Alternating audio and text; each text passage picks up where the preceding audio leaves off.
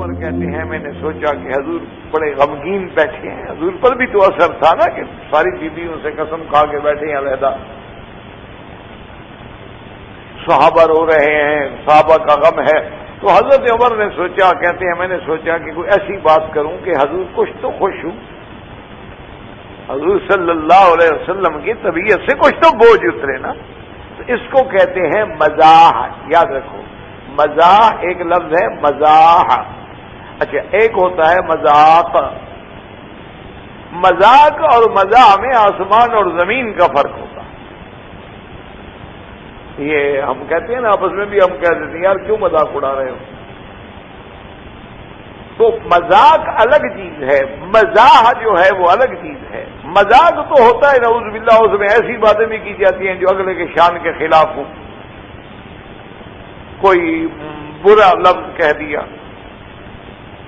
کوئی یعنی گھٹیا لفظ زبان سے نکال دیا، یہ تو مذاق ہوتا ہے. یہ منع ہے شریعت کہ کسی کے ساتھ مذاق کرو. اچھا، جیسے کسی کو نقل کرو، لنگڑا بن کے چلو، وہ لنگڑا ہو بیچارہ تو اس کی نقل بناؤ، یہ تو ایذا دینے والی بات ہے. ایک آدمی غریب اندھا ہے تو وہ بھی اندھا بن کے اس کی نقل کر رہا ہے. تو یہ جو ہے یہ مذاق منع ہے. اسی لیے بڑا ایک تاریخ میں واقعہ آتا ہے. یہ ابو الفضل اور فیضی دو بھائی تھے نا، یہ بڑے مشہور گزرے ہیں ہندوستان میں. اور یہ اکبر کا دور تھا، جب اکبر بادشاہ تھا نا، یہ اس کے 9 رتن تھے، یہ اس کے خاص لوگوں میں سے تھے، اس کے بڑے معتمد رہے لوگوں میں، جس کو موجودہ دور میں کہتے ہیں نا کچن کیبنٹ. یہ اس کے ممبر تھے گویا سے. تو بہرحال اور بڑے پڑھے لکھے لوگ تھے، ابو الفضل بھی اور فیضی. اچھا، دونوں بھائی تھے. خدا کی شان دیکھو، ایک بھائی شیعہ تھا، ایک سنی، اور دونوں بہت پڑھے لکھے لوگ تھے، بہت بڑا علم تھا دونوں کے پاس.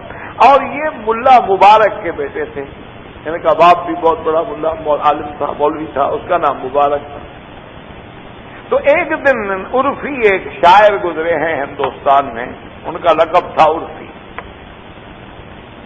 تو وہ آئے ملنے کے لیے، ابو الفضل اور فیضی کو ملنے کے لیے آئے. تو اتفاق کی بات یہ ہے کہ جب وہ ان کے گھر پہنچے، دروازے پہ پہنچے، تو انہوں نے گھر میں کوئی کتے شتے جو پالے ہوئے تھے نا، تو اس وقت شاید جو کتی نے کوئی بچے تازہ دیے ہوں گے، تو چھوٹے چھوٹے اس کے پلے جو تھے نا وہ سارے گھر میں بھاگ رہے تھے.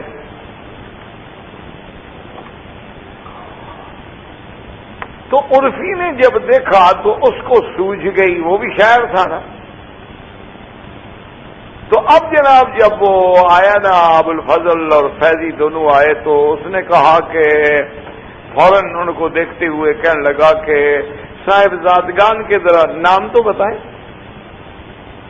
وہ کتے کے بلے جو بھاگ رہے تھے نا، انہوں نے کہا تو اس نے یہ مذاق ہے کہ کسی کتے کو اس کے بیٹے بنا رہے ہو. انہوں نے کہا یہ ذرا صاحب زادگان کا تعارف تو کروائیں، ان کے نام سے تو روشناس فرمائیے.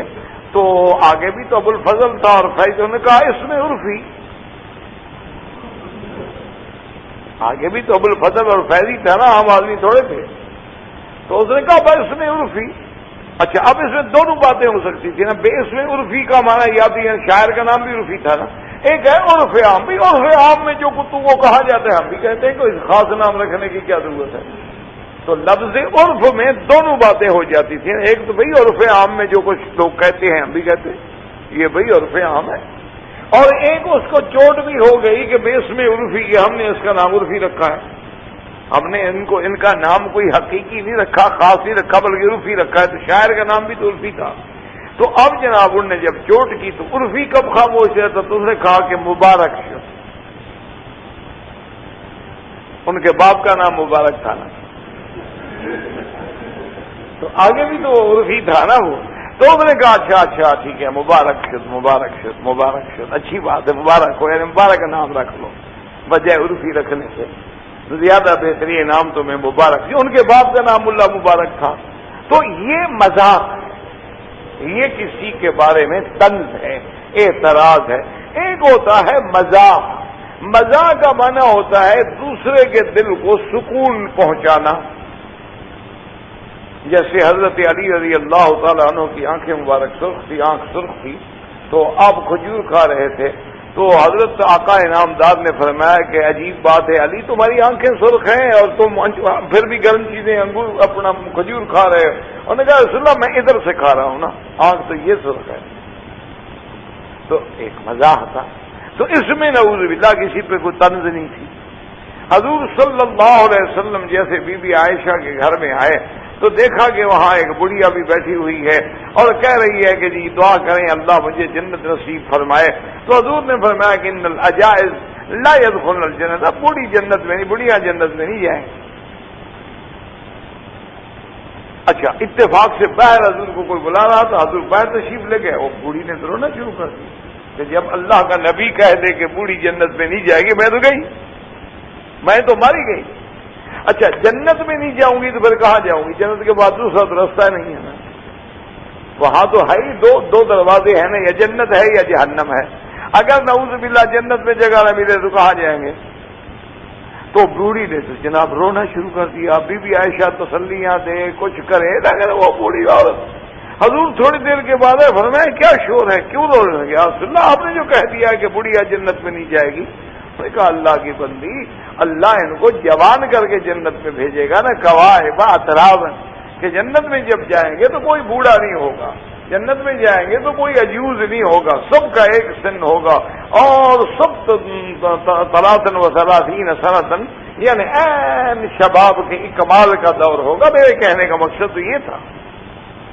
تو کبھی کبھی ایسی بات ہوتی ہے۔ بہرحال تو کہنے کا مقصد یہ تھا کہ حضرت عمر رضی اللہ تعالی عنہ نے کہا کہ میں نے سوچا کہ میں کوئی ایسی بات کروں کہ جو حضور کو ہنسا، کیونکہ ہنسنا بھی ضروری ہوتا ہے انسان کے لیے۔ ایک صحابی تھے حضور کے، وہ آتے تھے تو حضور کو بہت خوشی ہوتی تھی، حضور صلی اللہ علیہ وسلم کو بہت ہنساتے۔ تو ایک دن وہ کھڑے تھے، اچھا وہ خدا کی قدرت یہ ہے کہ آپ نے فرمایا دیکھو بھائی، دیہات کی چیزیں تم ہمارے لیے خرید کر کے لایا کرو، اور شہر میں جو سودا بکے گا نا وہ ہم تیرے لیے خرید کر کے رکھا کریں گے۔ حضور اس سے بڑا پیار کرتے۔ تو ایک دن وہ منڈی میں کھڑا ہوا کوئی چیز بیچ رہا تھا، تو پیچھے سے حضور نے جا کے اس کی آنکھوں پہ ہاتھ رکھا اور فرمایا کہ من آنا، بتاؤ میں کون؟ آواز بدل گئی۔ اب وہ جناب یہ کرے کہ اپنی پشت جو ہے وہ ایسے ایسے رگڑتا جائے اور کہے پتہ نہیں آپ کون ہیں، پتہ نہیں آپ کون ہیں، پتہ نہیں آپ کون ہیں۔ من آنا، بتاؤ نا، وہ اور زیادہ لگتا جائے کہ جی پتہ نہیں لگ رہا نا آپ کون ہیں، اب سمجھ نہیں آ رہی۔ اچھا میں ہاتھوں کو پکڑ کے وہ جی سمجھ نہیں آ رہی۔ نے کہا تو میری آواز بھی نہیں پہچان۔ تو نے کہا رسول اللہ میں چاہتا تھا میرا بدن آپ سے لگے، ورنہ آپ کا آواز کون نہیں پہچان، آپ کے ہاتھوں کو کون نہیں پہچان۔ لیکن جب آپ نے مجھے اتنا اچھا موقع دے دیا کہ میرے پیچھے کھڑے ہیں اور آپ کے سینے سے میں لگ سکتا ہوں، تو میں ایسے موقع کو کیسے ضائع کر دیتا ہوں؟ یا رسول اللہ یہ تو میری خوش نصیبی تھی کہ آج میرا بدن محمد عربی کے بدن سے ٹکرا گیا، اور جس کو اللہ کے نبی کا بدن مس کر لے اس کی شان پھر کیا ہو۔ تو اسی لیے حضرت عمر رضی اللہ تعالی عنہ بھی فرماتے ہیں کہ میں نے بھی سوچا کہ کوئی ایسی بات کروں کہ جس سے حضور صلی اللہ علیہ وسلم کے ذہن پہ جو بوجھ ہے نا وہ اتر جائے۔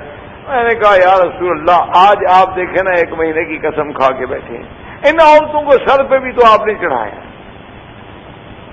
میں نے کہا یا رسول اللہ ہم قریشی لوگ تھے، ہم ان کو جناب ٹھیک کر کے رکھتے تھے، ہم تو باقاعدہ ماشاءاللہ صبح لیتے تھے ڈنڈا مارنا شروع کرتے تھے، شام کے 4 بج جاتے تھے، یہ بالکل سیدھی رہتی تھی، مجال ہے کہ ہمارے آگے بات کریں۔ آپ ہی نے تو ان کو چڑھا دیا ہے، ان کے یہ حقوق ہیں، ان کے یہ حقوق ہیں، ان کے یہ حقوق ہیں، ان کے یہ حقوق ہیں، تو آج پھر تنگ تو کریں گی۔ فتح کا رسول اللہ، حضور مسکرائے، حضور صلی اللہ علیہ وسلم مسکرائے۔ آپ نے فرمایا بہرحال چاہے وہ تنگ کریں، لیکن جو حقوق اللہ نے عورت کو دیے ہیں ہم ان کا انکار تو نہیں کر سکتے۔ اللہ تبارک و تعالی نے عورت کو بھی تو ایک حق دیا، اللہ تبارک و تعالی نے عورت کو بھی تو گھر کی ملکہ بنایا ہے۔ اللہ پاک نے بھی تو قرآن میں کہہ دیا نا وَلَهُنَّ مِثْلُ الَّذِي عَلَيْهِنَّ بِالْمَعْرُوفِ، ان کے بھی اسی طرح حقوق ہیں جس طرح تو مردوں کے حقوق ہیں۔ اگر اللہ تبارک و تعالی نے مردوں کو شرف بخشا ہے، مردوں میں نبوت رکھی ہے، تو عورت کو نبوت کی ماں بھی تو بنایا ہے۔ اگر اللہ تبارک و تعالی نے مردوں میں سے رسول بنائے ہیں تو ان کو رسول کی بہن بھی تو بنایا ہے۔ اگر اللہ تبارک و تعالی نے انبیاء اور رسول کو چن لیا ہے تو عورت کو بھی تو اس کے بستر کے لیے اللہ تبارک و تعالی نے راحت و رحمت بنایا ہے. اللہ کے نبی تو حضور صلی اللہ علیہ وسلم خوش ہوئے، آپ کی طبیعت سے کچھ بوجھ جو تھا اتر گیا.